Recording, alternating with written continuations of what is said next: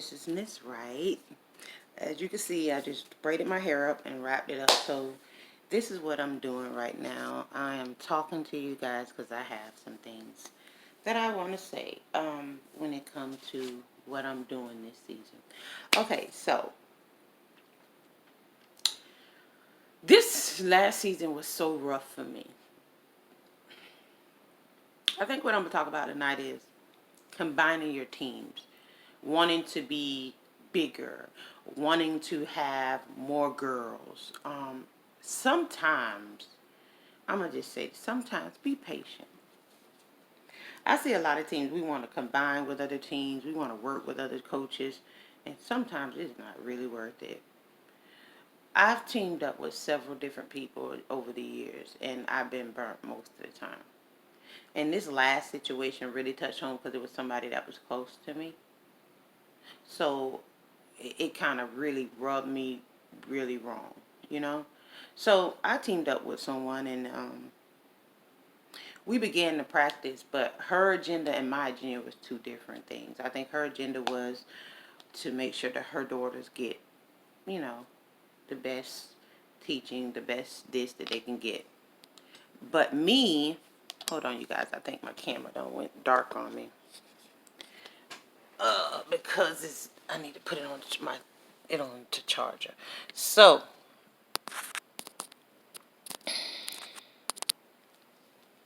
hold on you guys. Yeah, so me being who I am, you guys, so yeah, I'm gonna have to hold it like this because it's on the charger right now. Uh-oh, sorry you guys. So, me thinking that it's okay to collab with somebody or get with somebody and build a team is great.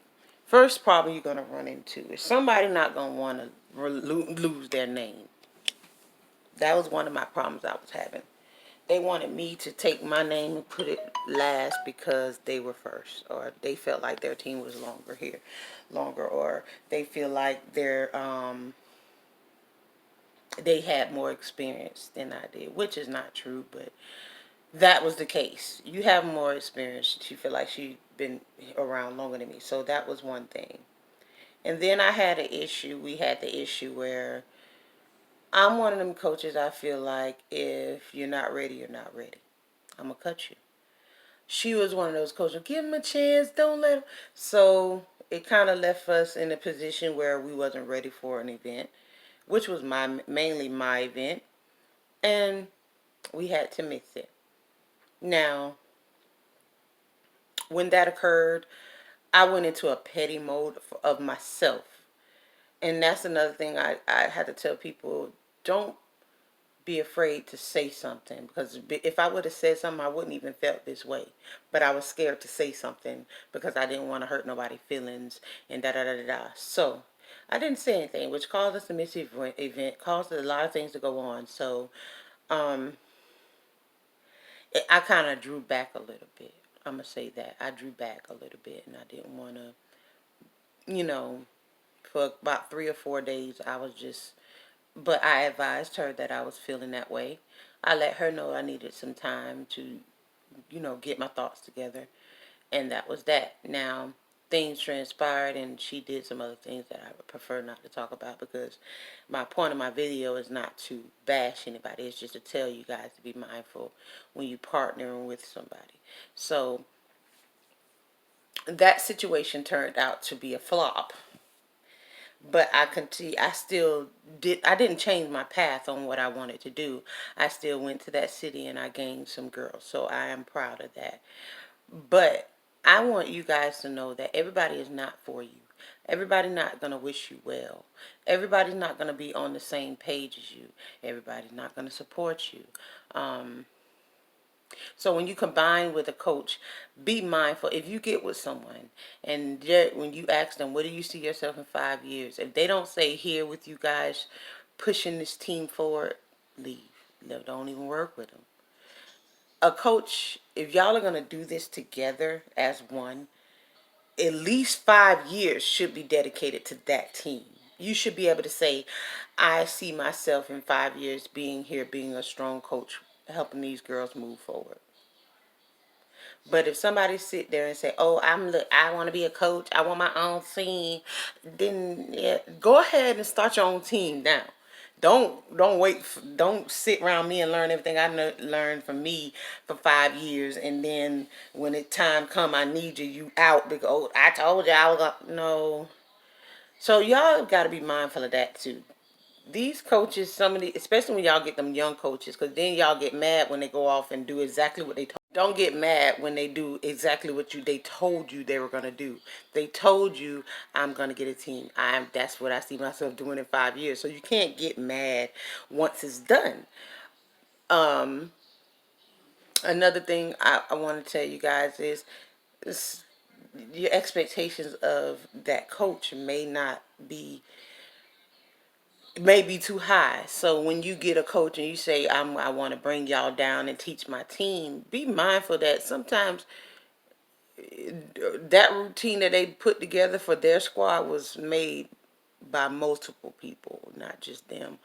Or it took them multiple months to not do it. Like y'all want, you know, you want somebody to just come in and teach your team and then be like, oh, but you never know. And then stop asking for the impossible. The impossible. That's saying I'm talking about in a coach standpoint. If you're a good coach and you know you're a good coach, don't go out and look for nobody else.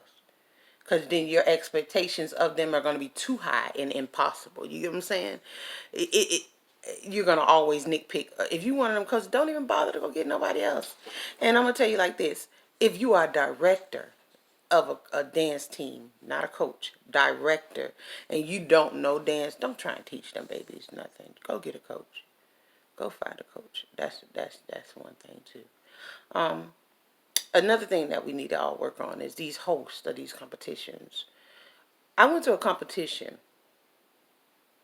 where my daughter went up against a gentleman, and well, she went up against a gentleman. My daughter did a full on 8 count stance, and all this boy did was throw his hand, throw his leg, donkey kick, and shake his butt towards the audience, and he beat her. And I'm one of them people like this. Let's stop this, okay? Let's stop this. The competitions, major competitions, are not the place to show off your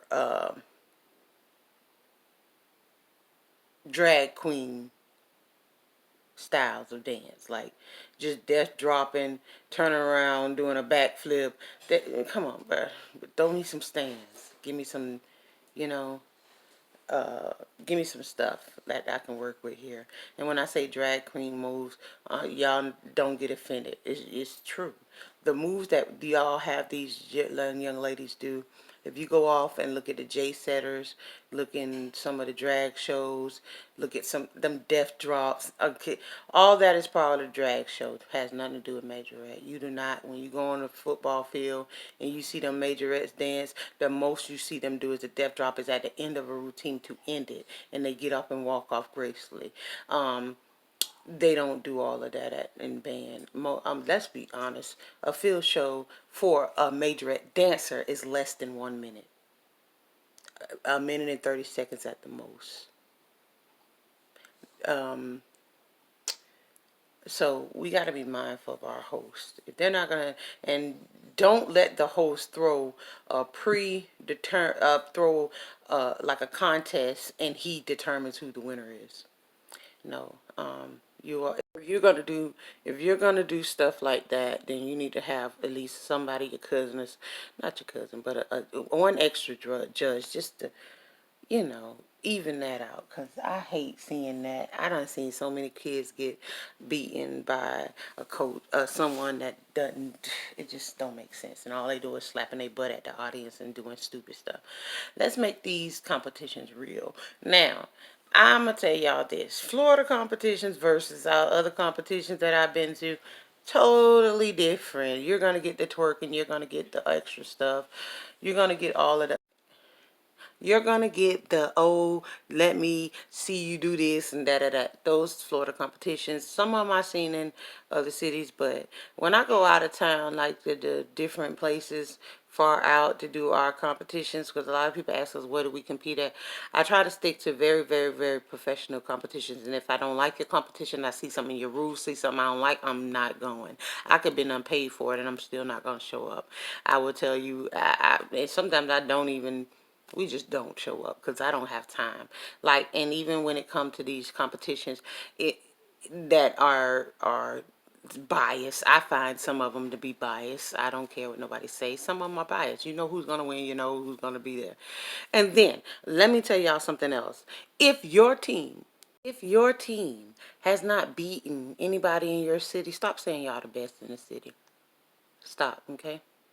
I've been in Jacksonville. My team been standing strong. I find it funny that everybody doubted my team, but my team's standing strong. Even with the one or two girls I have, we constantly win in competitions. We don't go to all small competitions to where we know we're gonna win. I done been in competition where it's 25 teams and my girl had to push through. It's 15 teams, my girls have to push through. It's 12 teams, my girls have to push through. I done been in competition where it was one or two teams and my girls had to push through. And we one or two or three only showed up, we pushed through.